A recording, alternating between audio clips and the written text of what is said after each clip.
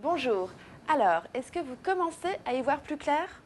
Avez-vous trouvé le régime qui va marcher pour vous? Que la réponse soit positive ou négative, je vous propose de finir la semaine en nous intéressant à des approches alimentaires qui dépassent le cadre strict de la perte de poids.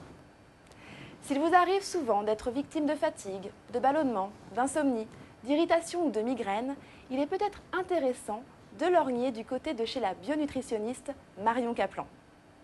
Elle propose une alimentation sans gluten et sans laitage qui permet de retrouver son juste poids, mais surtout de venir à bout des petits maux du quotidien. Le gluten, qu'on retrouve dans le blé et le seigle notamment, et le lait sont en effet à l'origine d'un très grand nombre d'allergies et d'intolérances. Marion Caplan insiste notamment sur l'importance de varier le plus possible son alimentation, car elle explique que si l'on donne toujours la même nourriture à l'organisme, le système immunitaire finit par se défendre et la plupart du temps, on commence à développer des intolérances alimentaires.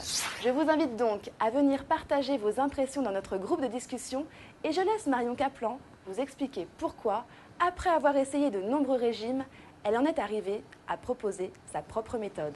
Je m'appelle Marion Caplan, je suis bionutritionniste, c'est-à-dire la nutrition appliquée à la vie. Et je suis une élève au départ du docteur Catherine Kousmine, qui est très connue pour ses travaux sur l'adéquation entre les maladies auto-immunes, les cancers et l'alimentation. Bien sûr, j'ai essayé tous les régimes de la Terre, je crois que je les ai tous faits.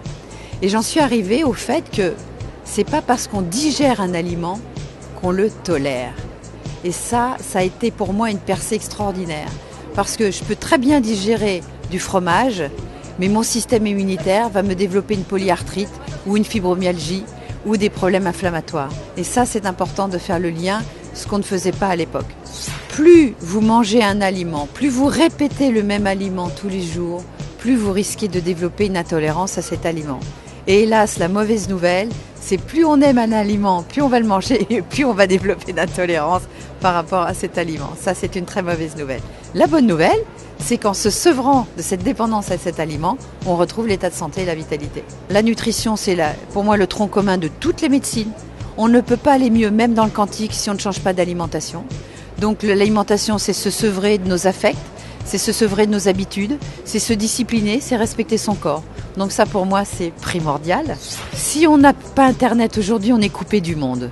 Franchement, c'est la communication interactive mondiale.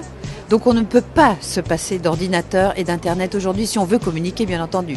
C'est un accès aux connaissances mondiales. Après, il faut quand même avoir un certain nombre de connaissances pour filtrer. Mais je trouve que les coachings en ligne sont une grosse aide parce qu'on est souvent tout seul.